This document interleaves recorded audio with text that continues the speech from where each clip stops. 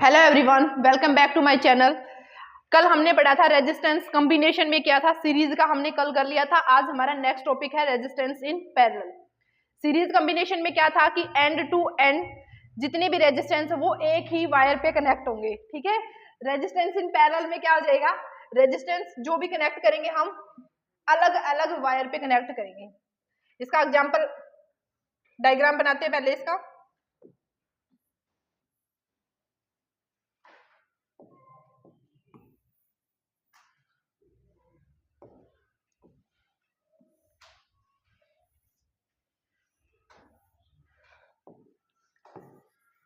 जो आपके घर पे जो वायरिंग यूज करते हैं वो भी किस में होती है, पैरेलल में होती है। पैरेलल में यूज करने का मतलब क्या है कि हम जितने भी एप्लियंस हैं उनको इंडिपेंडेंटली यूज कर सकते हैं। सबसे पहले हम रेजिस्टेंस इन पैरेलल डायग्राम बनाएंगे। यहाँ पे this is resistance R1 R2 and R3। और हम पहले पढ़ चुके हैं कि पैरेलल के अंदर क्या होता है कि वोल्टेज सेम होती है और करंट क्या हो जाएगा, यहाँ पे डिफरेंट हो जाएगा। इन सबको हमने किससे कनेक्ट किया है कि बैटरी से कनेक्ट किया है।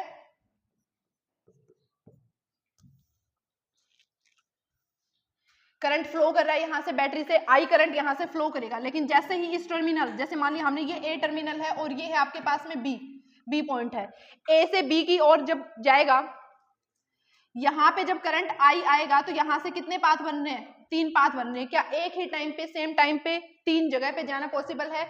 तो यहाँ पे करंट की बात करें हम तो यहाँ पे करंट कितना आएगा, I1 and this is I2 and this is I3।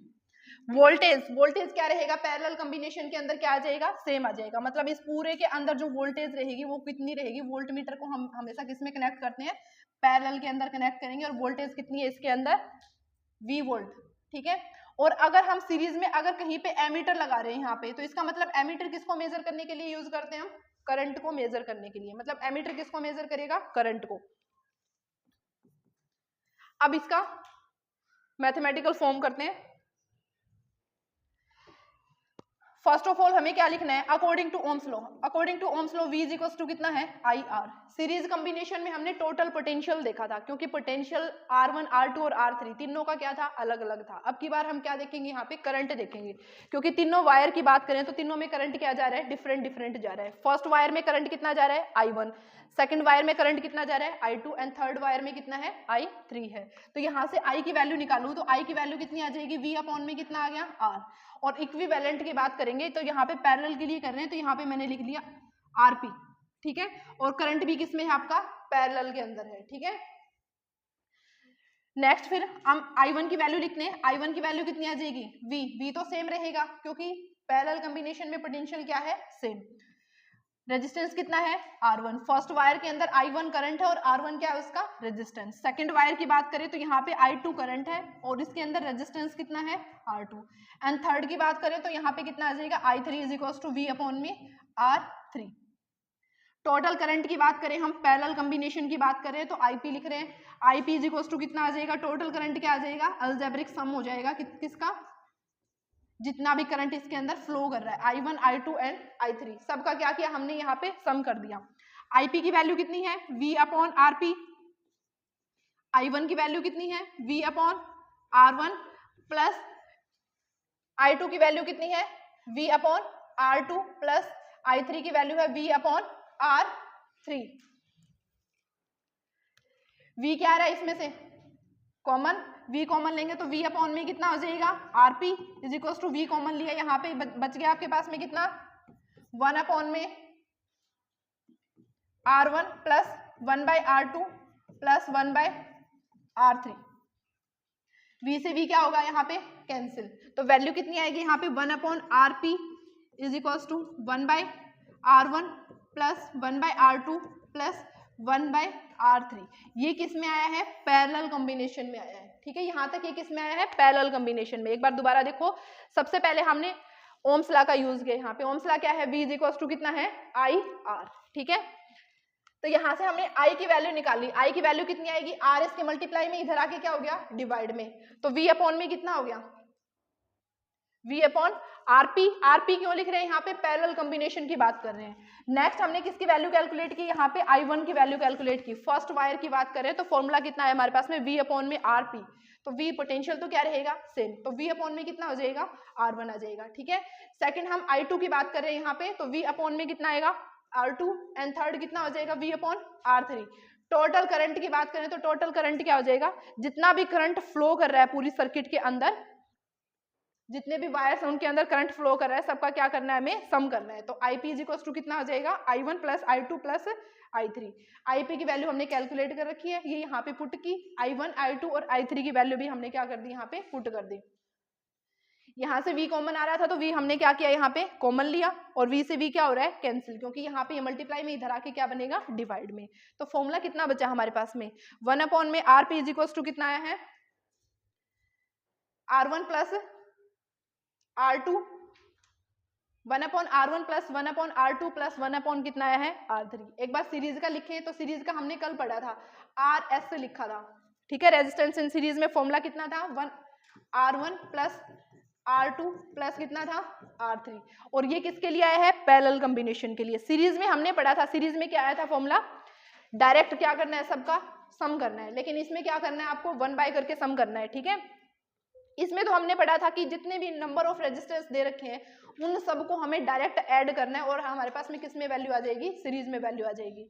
अब जैसे कि मान लिया ये जो आपका डायग्राम है, इनमें वैल्यू दे रखी है 2, 4 एंड 6, यानी फर्स्ट रेजिस्टेंस की वैल्यू कितनी है, 2 ओम, सेकंड की 4 ओम, एंड थर्ड की कितनी है, 6 ओम है।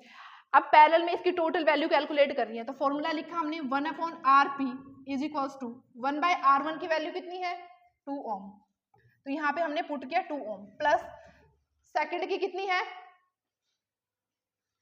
4 ओम, प्लस 1 बाय थर्ड की कितनी थी, 6 ओम, ठीक है। इन सब की वैल्यू पुट की। अब यहाँ पे 1 by RP is equal to कितना आ जाएगा, एलसीएम बताओ कितना आएगा इसका, 2, 4, 6 का एलसीएम कितना आएगा, कितना आ जाएगा, बोलो कितना आएगा एलसीएम, 12। तो यहाँ पे ऊपर कितना आ जाएगा, 6, यहाँ पे कितना आया, 3, और यहाँ पे कितना आया, 2। अब टोटल इनको लिखोगे तो 1 by RP, 1 upon RP is equal to कितना आ जाएगा, यहाँ पे 6 प्लस 3 कितने हो गए, 9 प्लस 11 बाई कितना हो जाएगा, 12। लेकिन ये वैल्यू किसकी आई है, 1 बाय RP की वैल्यू आई है, ठीक है। तो RP की वैल्यू कितनी आ जाएगी हमारे पास में, RP को ऊपर लेके जाएंगे तो इधर वाली वैल्यू को भी हमें क्या करना पड़ेगा, इंटरचेंज करना पड़ेगा। तो ये कितना हो गया, 12 अपॉन में कितना आ गया, 11। अगर हम इसको सोल्व करें तो 1 पॉइंट समथिंग आती है वैल्यू हमारे पास में, ठीक है। कल तो हमने सीरीज में क्या पढ़ा था, जो बड़े से बड़ी वैल्यू होती है ना, जो आंसर जो आएगा आपका वो क्या आएगा, उससे भी क्या आता है, बड़ा आता है। लेकिन पैरेलल में क्या हो जाएगा, उसका उल्टा। उल्टा करने का मतलब जो छोटे से छोटे रेजिस्टेंस की वैल्यू होगी, छोटे से छोटा कितना है, 2 है ना, तो आंसर उससे भी क्या आएगा, आपका छोटा आ जाएगा। तो ये पैरेलल कॉम्बिनेशन का क्या है, रूल है। एक बार इसको पढ़ लेते हैं। सबसे पहले डेफिनेशन है, रेजिस्टेंस इन पैरेलल क्या है, a number of resistors are said to be connected in parallel if one end of each resistor is connected to one point and other is connected to another point। मतलब एक point एक से connect है, दूसरा point दूसरे से connect है, अलग अलग वायर्स पे हो गए। so that the potential difference across the each resistor is same। Potential difference क्या रहेगा, सभी का सेम रहेगा। पोटेंशियल डिफरेंस सभी का सेम है और करंट क्या हो जाएगा, सब में डिफरेंट डिफरेंट हो जाएगा। An applied potential difference V produced by current I1 in R1। ये कह रहा है कि I1 करंट है किसमें, R1 में, I2 करंट है किसमें, R2 में, एंड I3 करंट है किसमें, R3 के अंदर है। तो टोटल करंट कितना हुआ हमारे पास में, इक्विवेलेंट करंट की वैल्यू कैलकुलेट करेंगे तो I इज इक्वल टू कितना आ जाएगा, I1 plus I2 plus I3। Ohm's law लगाया हमने, तीनों की वैल्यू कैलकुलेट की, और लास्ट में हमारे पास में जो रिजल्ट आया है, जो आंसर आया है वो कितना आया है, 1 upon RP is equal to कितना आ जाएगा, 1 by R1 plus 1 by R2 plus 1 by R3। यहाँ पे दे रखा है when a number of resistance are connected in parallel the reciprocal of equivalent. Reciprocal का मतलब होता है उल्टा, ठीक है, उल्टा करके हमें क्या करना है, इनको ऐड करना है। Resultant is equal to sum of reciprocal of individual resistance, ये कह रहा है कि जो टोटल रिजल्टेंट आएगा वो क्या आएगा, जितने भी रेजिस्टेंस है उनका सम, और वो सभी के सभी किस में आएंगे, रेसिप्रोकल्स में आएंगे, ठीक है। It is smaller than the individual resistance. Next दे रखा है इसके अंदर सम इंपॉर्टेंट पॉइंट दे रखे हैं, जैसे सीरीज के अंदर पॉइंट दे रखे थे ना, सीरीज के अंदर क्या था, जितने अगर एक ही वायर पे हमने अलग अलग एप्लियंस को कनेक्ट कर दिया तो हम उनको इंडिपेंडेंटली यूज नहीं कर पाते। जो आपकी डोमेस्टिक वायरिंग होती है वो क्या है, किस में कनेक्ट होती है, वो पैरेलल में होती है, ठीक है। पैरेलल में होने का मतलब क्या है कि हम इंडिपेंडेंटली हर एक एप्लियंस को यूज कर सकते हैं। Sum of the reciprocal of equivalent resistance is equals to sum of the reciprocal of individual resistance. Equivalent resistance is less than the resistance either the resistor. This is also known as minimum effective resistance. देखो अभी मैंने बताया था आपको कि इसमें क्या होता है कि जो मिनिमम से मिनिमम वैल्यू होती है रेजिस्टेंस की, तो आपका जो आंसर आ रहा है ना वो क्या होगा, उससे भी क्या होगी, छोटी होगी, तो मतलब मिनिमम वैल्यू आएगी उससे भी। The current from the source is greater than the current through the either resistor. Potential difference क्या रहेगा इसके अंदर, सब में सेम, और करंट क्या रहेगा इसके अंदर, सब में डिफरेंट रहेगा, ठीक है। करंट डिफरेंट रहेगा लेकिन पोटेंशियल क्या रहेगा, सेम रहेगा। नेक्स्ट है application of parallel combination in daily life. Daily life के बारे में देखो क्या है इसके अंदर, parallel combination of resistance is highly useful in circuit used in daily life as circuit used have the component of the different resistance requiring different amount of current. अब जैसे मान लिया कि हम घर में हमारी जो वायरिंग है वो पैरेलल कॉम्बिनेशन में है, फ्रिज है, बल्ब दे रखा है या फिर फैन है, इन सब को क्या चाहिए, अलग अलग डिफरेंट अमाउंट में, जैसे इनकी प्रॉपर्टीज है उस ऑर्डर में क्या चाहिए, इनको करंट चाहिए होता है, ठीक है। उस ऑर्डर में क्या चाहिए, इनको करंट चाहिए होता है। सेकंड फिर क्या है, बल्ब को क्या चाहिएगा, कम करंट चाहिएगा, और फ्रिज है उसको करंट क्या चाहिएगा, ज्यादा चाहिएगा, लेकिन पोटेंशियल सबका क्या है वहां पे सेम है। हर एक एप्लियंस को करंट क्या चाहिए, उसकी प्रॉपर्टी के, उसके मैनर के अनुसार उसको करंट की वैल्यू चाहिए होती है, तो वो सारे किसमें हम इंडिपेंडेंटली किसमें यूज कर सकते हैं, पैरेलल कॉम्बिनेशन में। Parallel combination in the circuit divide the current among the component electrical gadgets so that they can have necessary amount of current to operate properly. मतलब उनको ऑपरेट करने के लिए एक मैनर में क्या चाहिए होता है, करंट चाहिए होता है, ठीक है।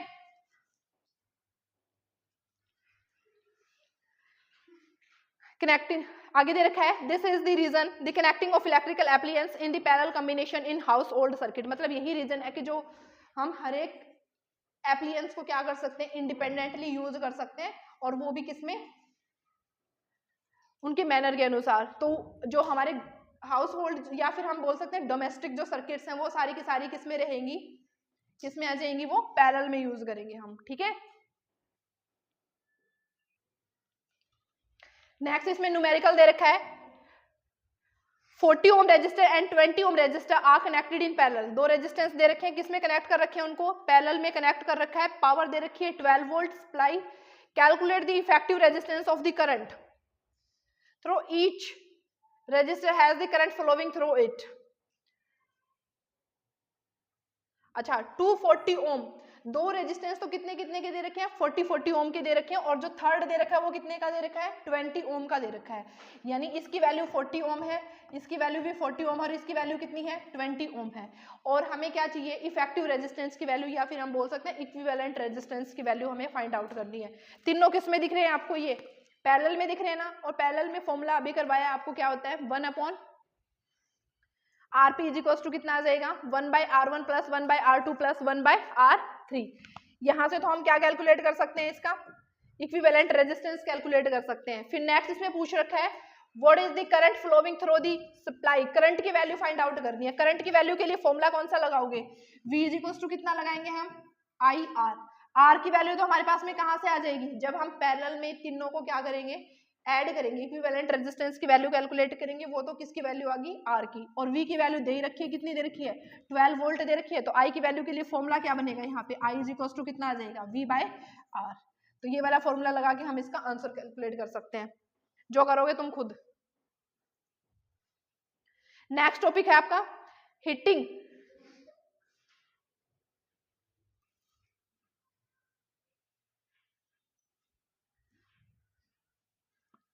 Heating effect of electrical current. Heating effect of electrical current का मतलब क्या है, अगर किसी भी डिवाइस को हम लगातार यूज करते रहें तो वो क्या हो जाता है, हीट करता है ना। जैसे हम सुबह से लेकर अगर 4 घंटे लगातार हम फैन को ऑन करके रखते हैं तो फैन पे भी अगर हाथ लगा के देखोगे तो वो भी क्या हो जाएगा, हीट होती है उसमें भी, ठीक है। अगर बल्ब की बात करें तो उसको अगर हम ज्यादा टाइम तक यूज करते रहेंगे तो वो भी क्या हो जाएगा, हीट हो जाएगी। ऐसे जरूरी नहीं है कि मशीन में ही हो, इंसानों में भी ऐसे होता है, ठीक है। आप बार बार अपने टीचर को अगर टॉर्चर कर रहे हो, कहना नहीं मान रहे हो, तो उनमें भी क्या होता है, हीटिंग डिवाइस आता है, ठीक है। और उसका फिर रीजन क्या होगा, फिर उसका रिफ्लेक्शन क्या होगा, आपकी पिटाई। इसलिए डिसिप्लिन में रहा करो। Heating effect of the electric current क्या है, ए सेल और a battery of a source of electrical energy due to the chemical reactors inside the potential difference is set up which is responsible to flow of current through which electrical circuit, so to maintain this flow of source continuously has provide the energy। मतलब जो continuously अगर current provide कर रहा है तो वो उसको क्या प्रोवाइड, मतलब करंट फ्लो कर रहा है तो उसको क्या प्रोवाइड कर रहा है, वो एनर्जी प्रोवाइड कर रहा है। But only a part of energy help to maintaining the current consume into the useful work, rest of the may be consume form of heat. मतलब कुछ तो किसमें काम आ जाएगी वो एनर्जी, वर्क की फॉर्म में, ठीक है। और कुछ एनर्जी क्या हो जाएगी, किसकी फॉर्म में निकलेगी, वो हीट की फॉर्म में निकलेगी। मतलब आपको बताया था ना कि energy can neither be created nor be destroy, ना तो बना सकते ना हम उसको डिस्ट्रॉय कर सकते हैं, कर क्या सकते हैं, इसको one body to another body transform कर सकते हैं, और 100% भी नहीं कर सकते। जैसे मतलब कुछ एनर्जी तो वो वर्क की फॉर्म में निकल रही है और कुछ किसकी फॉर्म में निकलेगी, वो हीट की फॉर्म में यहाँ पे, ठीक है। Therefore, when the electrical current is passed through the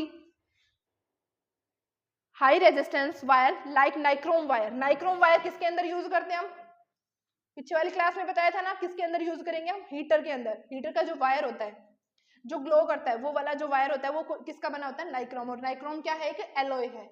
और आपको लास्ट क्लास में बताया था कि एलॉय है, एलॉय का क्या होता है, मेल्टिंग पॉइंट बहुत ज्यादा, सॉरी रेजिस्टिविटी क्या होती है उसकी, हाई होती है, ठीक है, जल्दी से वो ऑक्सीडाइज नहीं होता है। Then the wire became very hot and produced heat. In properly resistance circuit, the source of energy continuously to get dissipated entirely in the form of heat. This is called heating effect of the current. इसी को क्या बोल रहे हैं हम, heating effect। मतलब वो हम तो उसको क्या प्रोवाइड करवा रहे हैं, करंट प्रोवाइड करवा रहे हैं, ठीक है, लेकिन उसमें वो किसकी फॉर्म में निकल रहा है, हीट की फॉर्म में निकल रहा है, ठीक है। तो अगर इसका फॉर्मूला की बात करें हम, जैसे हमने पढ़ा था पोटेंशियल के लिए फॉर्मूला क्या पढ़ा था, पोटेंशियल क्या होता है, वर्क पर यूनिट क्या होता है, चार्ज। मतलब किसी भी सर्किट के अंदर चार्ज को फ्लो करवाने के लिए जो हम वर्क डन करते हैं उसी को क्या बोला था हमने, पोटेंशियल बोला था।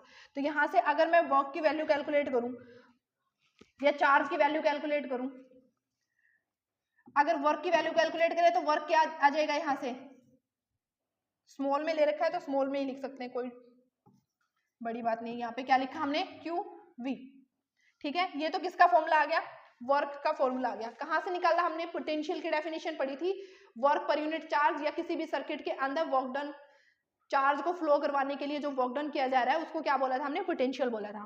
नेक्स्ट हमने करंट की डेफिनेशन पढ़ी थी, करंट क्या होता है, चार्ज पर यूनिट टाइम या फिर फ्लो ऑफ इलेक्ट्रॉन्स या फ्लो ऑफ चार्ज को हम क्या बोल रहे थे, फ्लो ऑफ चार्ज को भी हम करंट बोल रहे थे। यहाँ से भी चार्ज की वैल्यू कैलकुलेट करें, चार्ज की वैल्यू कितनी आ जाएगी यहाँ से, IT, ठीक है।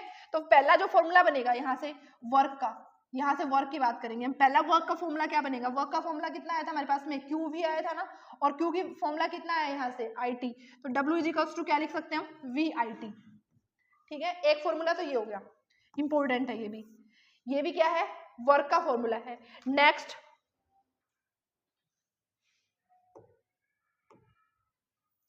नेक्स्ट क्या आ जाएगा यहाँ पे, अकॉर्डिंग टू ओम्स लॉ के अकॉर्डिंग में क्या था, V इज इक्वल्स टू कितना पढ़ा था हमने, IR।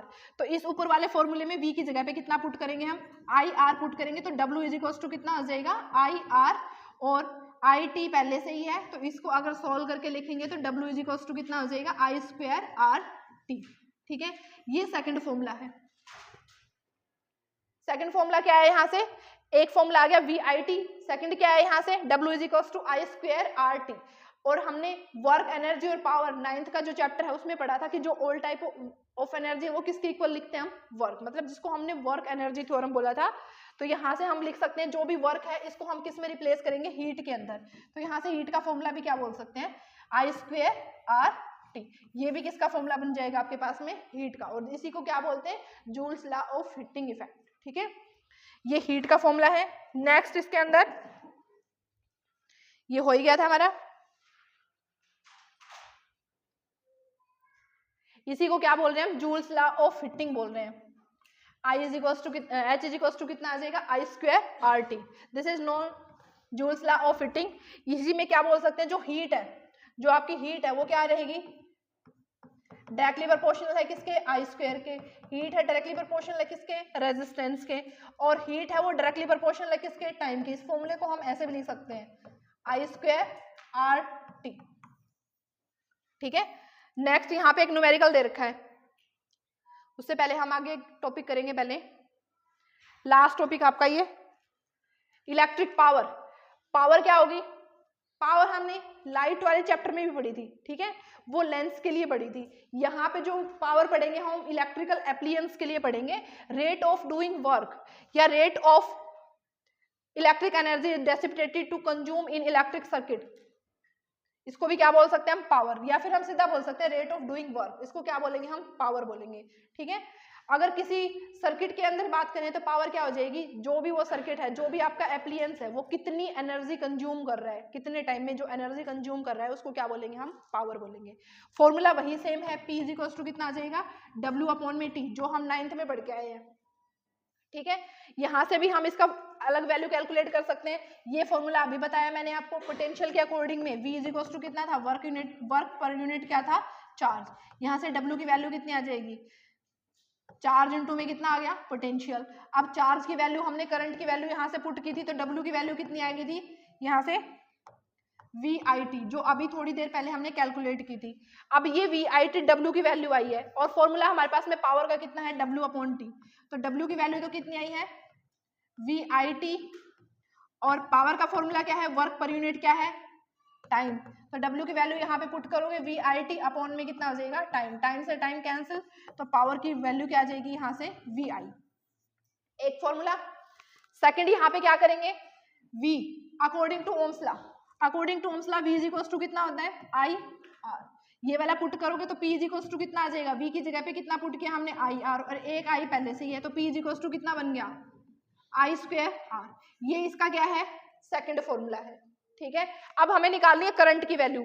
इसी फॉर्मूले से हम करंट की वैल्यू निकालेंगे। करंट की वैल्यू कितनी आ जाएगी, I इज इक्वल टू कितना आ जाएगा, V/R। इस फॉर्मूले से यहाँ से करंट की वैल्यू निकालोगे तो V/में कितना आ गया, R आ गया।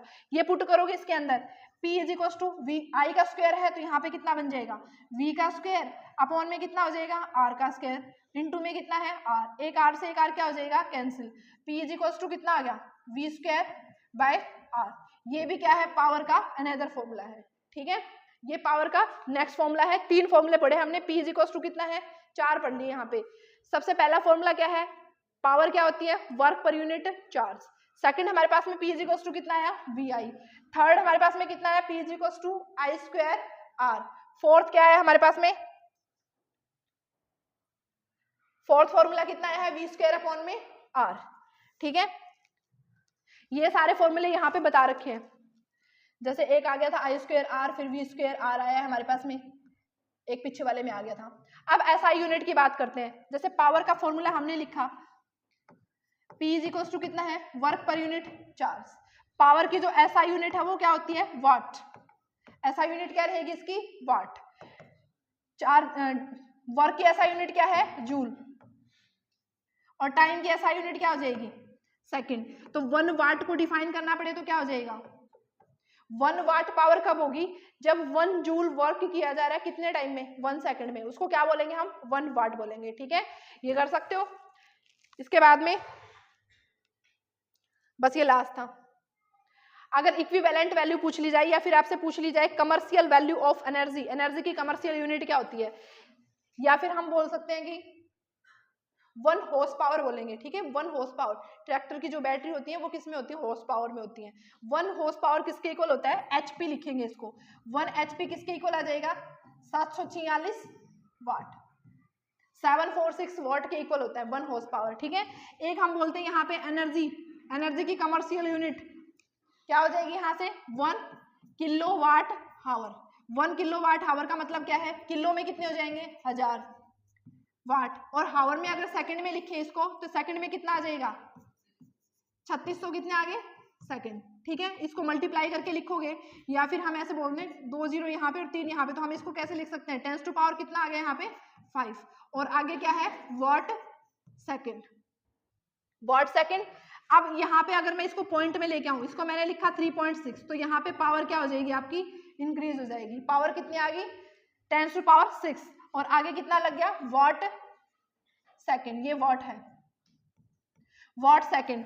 ठीक है, और वॉट सेकंड किसके इक्वल होता है जूल के इक्वल होता है। कैसे होता है देखो, पावर अभी कैलकुलेट किया था हमने W अपॉन में कितना था T, पावर की वैल्यू ऐसा यूनिट क्या आ जाएगी वॉट, टाइम की सॉरी वर्क की कितनी आ जाएगी जूल, और टाइम की कितनी आ जाएगी सेकंड। अगर मैं यहाँ से जूल की वैल्यू निकालूं तो जूल इज इक्वल टू कितना आ जाएगा वॉट इंटू में कितना आ गया second, joule is equal to कितना है वॉट इंटू में सेकंड।